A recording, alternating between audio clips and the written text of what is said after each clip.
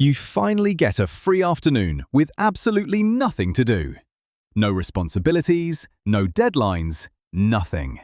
And instead of feeling relaxed, you feel restless, guilty, almost anxious. If this has ever happened to you, your brain wasn't malfunctioning. It was doing exactly what it evolved to do. This reaction has a name: idleness aversion. Multiple studies, including a well-known one from the University of Virginia, found something strange when researchers left people alone in a room with literally nothing to do except think, or press a button that delivered a mild electric shock to themselves. A significant number of participants, mostly men in that particular study, chose to shock themselves rather than simply sit with their own thoughts for 15 minutes. Doing something painful felt better than doing nothing at all.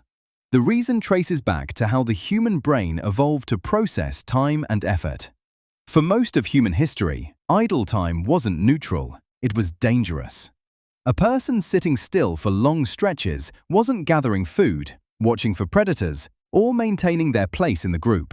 Idleness was, quite literally, wasted survival time, and the brain built in a discomfort signal to push you out of it. There's also a psychological layer tied to identity and self-worth. Modern society, especially work culture, ties a person's value heavily to productivity.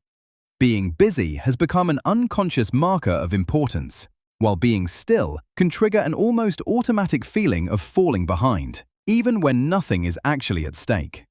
Researchers refer to this as the idleness aversion bias, and it explains why people will invent tasks, check their phone repeatedly, or feel oddly guilty during vacations, even paid ones they fully earned. Here's the twist though. Studies on mind wandering, the kind of unstructured thinking that happens when you're doing nothing, show it's actually critical for creativity, memory consolidation, and problem solving. Some of the most significant scientific breakthroughs in history were reported by their discoverers as arriving during idle moments, not during intense, focused work. Your brain doesn't stop working when you do nothing. It shifts into a different mode entirely, one that current tools and constant notifications rarely allow it to enter. So the guilt you feel doing nothing isn't a sign that you're wasting time. It's an outdated alarm system, built for a world where stillness meant danger, going off in a world where stillness might actually be exactly what your brain needs.